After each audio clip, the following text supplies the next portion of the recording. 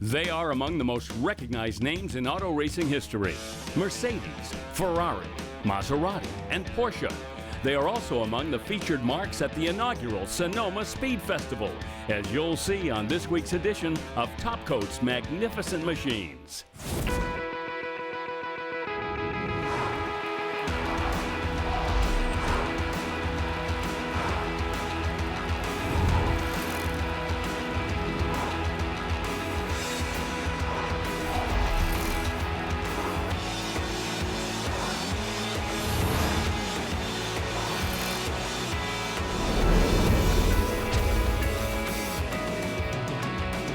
Welcome to Top Coat's Magnificent Machines from the inaugural Sonoma Speed Festival at Sonoma Raceway in Sonoma, California. I'm Bill Stevens, and what a great show we have for you, because literally hundreds of the most valuable and successful vintage race cars in the entire world are assembled here in what's going to be a fabulous show of both speed and nostalgia. So if you're ready, let's go see what's happening.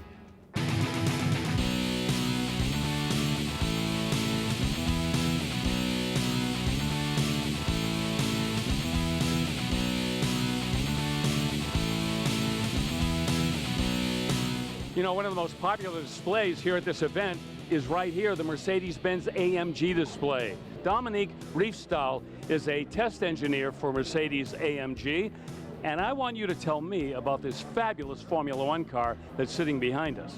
Right, so the car is our 2016 F1 car. It won the championship in 2016 at the hands of Nico Rosberg. That car was head over heels ahead of everybody else. To somebody like me, I look at this race car and I see the wings and the fins and the air management. Can you explain some of these little features that the car has? Yes, so it's a complicated structure, but at the end of it, it's all down to managing the airflow around the car and around the bodywork. That's not a steering wheel in this car, it's like a round computer. What's in it? It's still a steering wheel. You're pointed left and the car will go left. We have all kinds of buttons, but they're all just there to sort of optimize the way the car works. And in fairness, you look at a modern road car and they have quite a few buttons as well. Well, these modern race cars certainly are fascinating, but it all began many years ago. And now we'll take a look at a couple of the cars that helped lay the foundation for Mercedes-Benz AMG.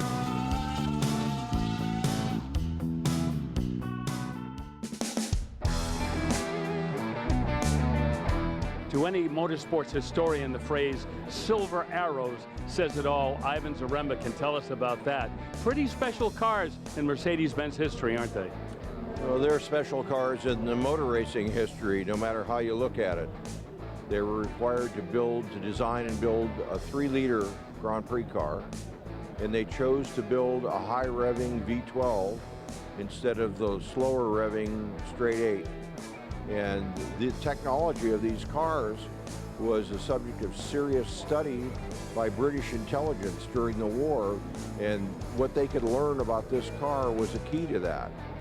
In one sentence, tell me what the experience is to drive this car. First of all, it's a real privilege to be allowed to drive it. And it's really great that the owner, as a supporter of this event, allowed the car to run for the first time in 20 years. And I, as the mechanic who's been keeping it alive, shall we say, was allowed to drive it. And that was all because he wanted to share the car with the people here at the Sonoma Speed Festival.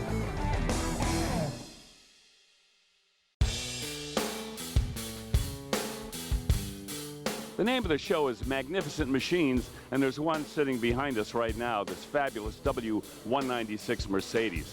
This was a revolutionary car, wasn't it? You know, it's a very important car. Obviously, there's a lot of technological advances in this. It's a space frame, tube frame chassis. Obviously, the streamlined body in Formula One was due to a loophole, but it also was the first race car with fuel injection. It's very lightweight, which is a Mercedes institution there. Very fast, had almost 300 horsepower out of a 2.4 liter straight 8, and just dominated in 1954 and 1955. This car will be a highlight at the Indianapolis Motor Speedway Museum starting in November. So this car, the 250 LM that we own, will also be on display with the potpourri of different iconic race cars and passenger cars. Magnificent machines indeed. Yes, by far.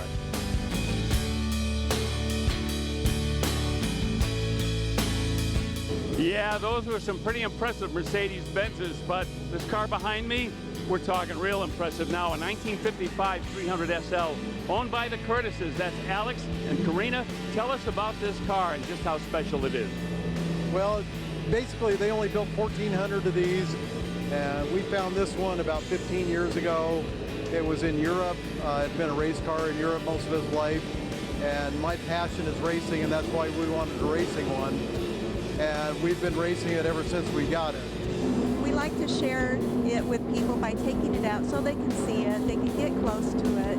And most of all, I love to watch him race it because the smile on his face when he is done is just priceless. It was a lifelong dream of mine to eventually get to where I could have a Gullwing, and you know, since I gotten it, it's not going away.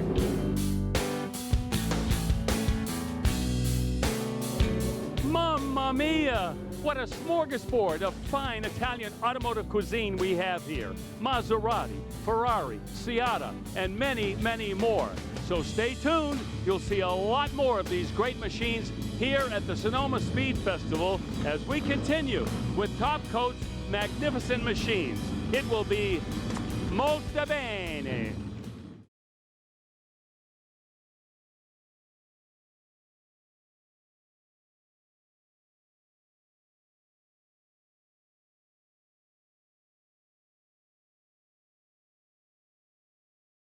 Top Coat's Magnificent Machines is brought to you by Steel Rubber Products, quality crafted rubber parts and weather stripping, Clamp Tight, the clamp making tool, and by Top Coat, the best coatings in the world. Welcome back to Top Coat's Magnificent Machines here at the Sonoma Speed Festival. Well, back in the early 1930s, the Alfa Romeo racing effort was taken over by Scuderia Ferrari and a gentleman whose name you may be familiar with, Enzo Ferrari. But this car, the 1934 Alfa Romeo Tipo BP3, has a great story. It was entered in the German Grand Prix at the Nürburgring, and in front of 300,000 Germans and Nazi officials, Tazio Nuvolari made the drive of his life and won that event. And as we all know, the great racing history of Ferrari didn't end there.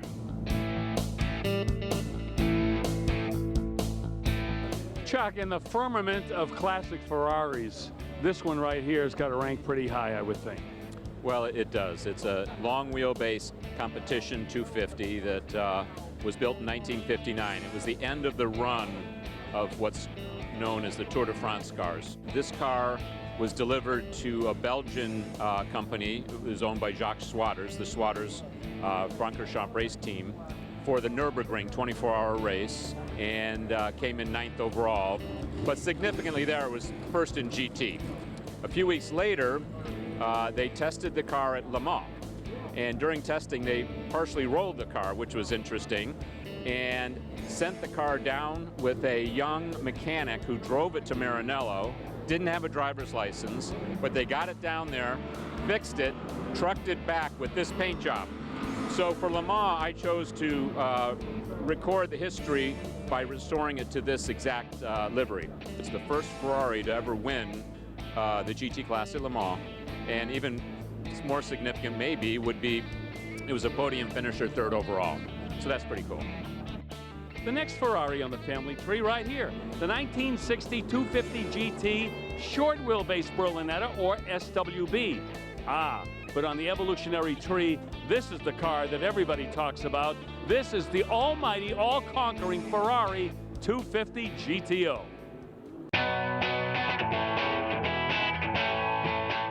In 1962, they built 36 of them, 62, 63, into 64. Jim has loved these cars since he was a child, actually.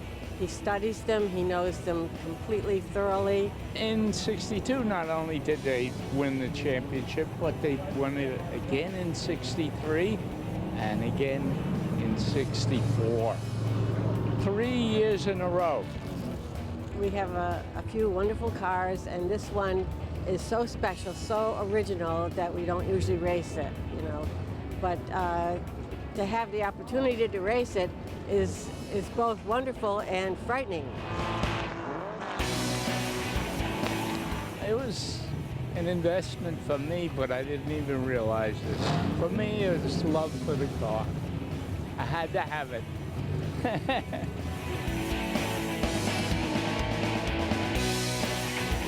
After dominating endurance racing with front-engine cars for so many years, well, Ferrari went into a change in philosophy, exemplified by this car behind me, owned by this man here, Ernie Prisby. Tell us what this is.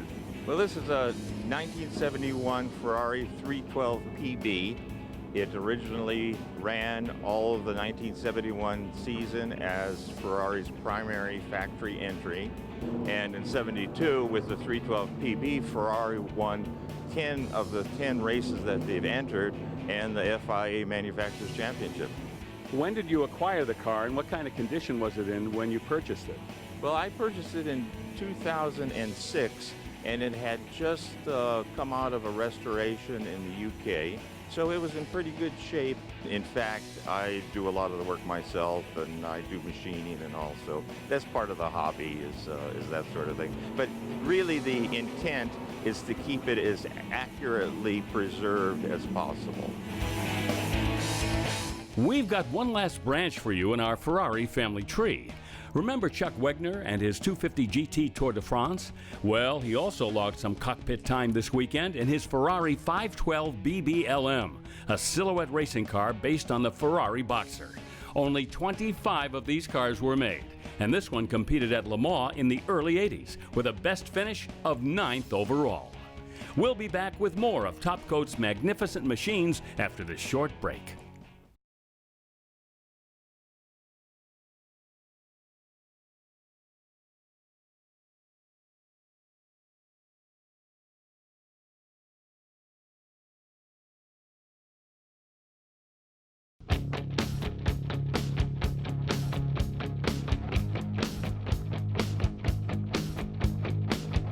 Welcome back to Top Coat's magnificent machines here at Sonoma Raceway. What a machine. A 1957 Maserati 300S. This car finished second overall at the 1957 12 Hours of Sebring with Sir Sterling Moss behind the wheel. Later in this car's racing career, Carroll Shelby drove it. Moss and Shelby, you might say birds of a feather. Did I say bird? Another Maserati that helped to make Sterling Moss famous.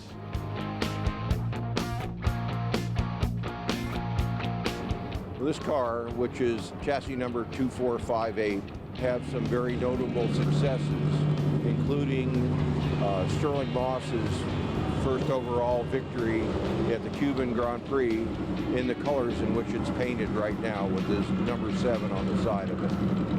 After that victory, the birdcage was also driven by Dan Gurney, Carroll Shelby, and Jim Hall, followed by a series of owners who were vintage racers. The current owner, John Fiber, bought the car in 2000, and 4 years later it suffered a major crash.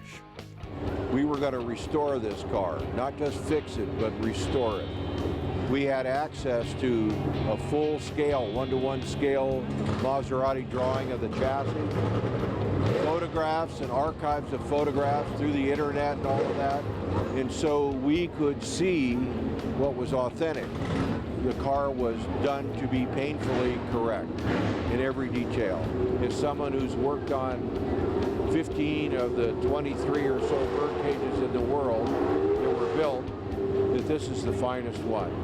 It's the most authentic, the most correct, and the best performing too, as far as I know.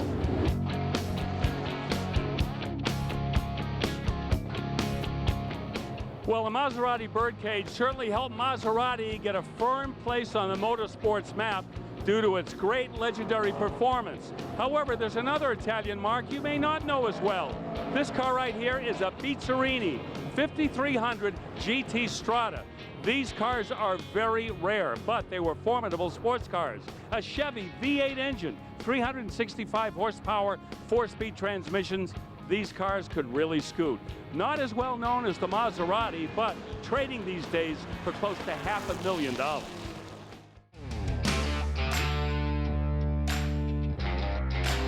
You know, one of the things that's really becoming prevalent in today's market are clear bras, or this clear film. And there's many different areas you can cover with this product, obviously from the front end. Some people are doing the entire car, you know, especially a car like this. You want the protection, obviously, and that's one of the fundamental reasons, because in the beginning it was about stone chips and so forth, but then it moved into, obviously, birds and so forth. Well, that's where F11 can really help you, because F11 will protect the clear film, right, from the UV damage, from turning yellow, and helping with that easy release non-stick coating characteristic. But where Mike's at, you know, you can't film everything. So as an example, you can't film rims, can you, Mike? That's right, Scott. Like this rim gets really hot and really dirty because these brakes are really large. So, but you can do this entire wheel well, the rim, all the tire, everything with F11. And it will not artificially shine the rubber. It just makes the tire look like new rubber. So usually I just spray the tire and let it soak while I do the rim. And you don't need much, just little half trigger pulls. But you know, you can do this entire rim and it'll look new and stay looking new, and so will the tire. You can even do the caliper because the top coat is immune to heat. So it doesn't have any heat issues with this caliper. So it's really a great product for all of this. But you know, at the end of the day, it's about protecting your surfaces, enhancing them, making them look better. And whether it's this clear film here or it's the rims that Mike's working on, that's where Top Coat F11 really shines, because that's what it's designed to do. But if you want to learn more, you can always go to our website at topcoat.tv. Well, ask any Porsche freak what early Porsche really floats their boat, and they'll probably say one of these. This is a 1956 356A Speedster. These cars did not have a lot of horsepower, but they were so light and nimble that they could run circles around cars with twice the ponies underneath the hood. Only 1,156 of them were built in 1956, and if you don't think they're valuable, take a look at what the prices are for one of these cars these days. And after this short break, we'll be back to talk more Porsche here on Top Coat's Magnificent Machines from Sonoma.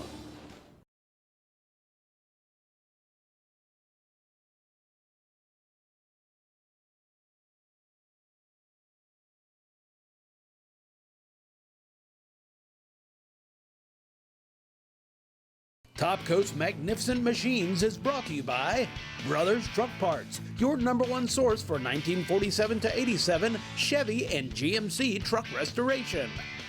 AP Laser, leading the way.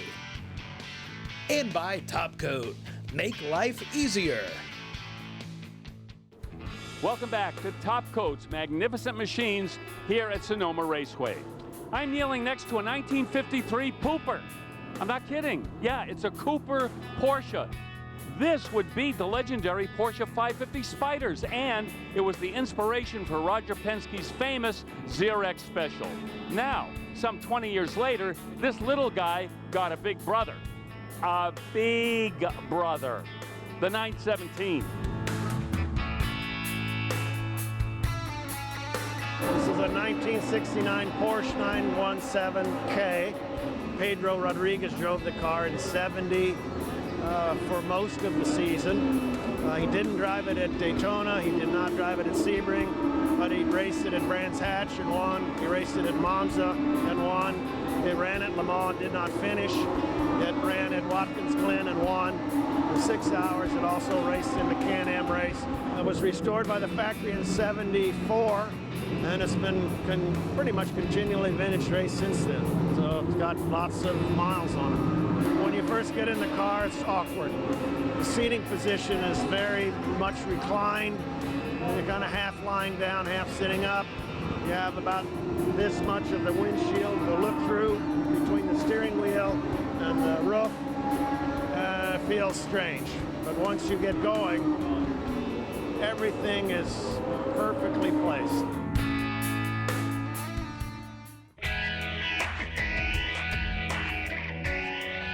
Well, there's no doubt that the Porsche 917 was a beast, especially on racetracks where it could utilize all of that horsepower. But there were some tracks where it wasn't a perfect fit. That resulted in this car, the 9083, owned by Cameron Healy. Tell us about this car. Well, this is a 1970 Porsche 9083. It has an 8-cylinder, very light aluminum chassis. They moved the engine way forwards. The driver sits right over, almost over the front axle. Very neutral handling car. So it was a more effective tool, you know, for those tracks. Because of this forward positioning, the driver's front feet are actually ahead of the front axle, which does not leave very much protection. I'll bet you love driving it. I do love driving the car, and I guess I just sort of don't think about that aspect very much. The next car in the powerful Porsche parade was the dominant 935, a purebred race car that competed from the mid-70s to the mid-80s and retained the basic look of the road-going 911.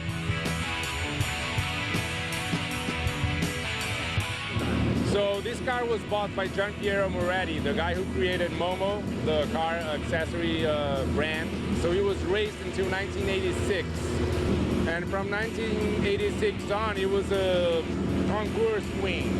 And it's been 10 months we put it as a race car again. And it's the second time out ever since 1986. We got to work the engine, suspension, brake, tires, and all the safety harness. So it's almost a full restoration. I used to drive cup cars in Brazil.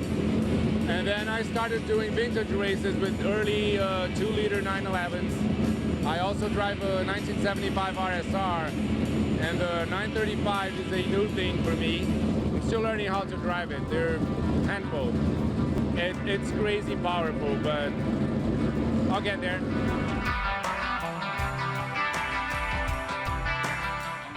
As we wrap up, it's time to declare our Top Coat's top pick, and it goes to another rare Ferrari, a 1965 275 GTB C Speciale. Only 3 were made, and one of these sold in 2014 for over $26 million. Well, that's all the time we have on this edition of Top Coat's Magnificent Machines here at the Sonoma Speed Festival. But fret not. Next week, we'll be back here to show you even more of this incredible vintage racing event. Until then, this is Bill Stevens. We'll see you in a week.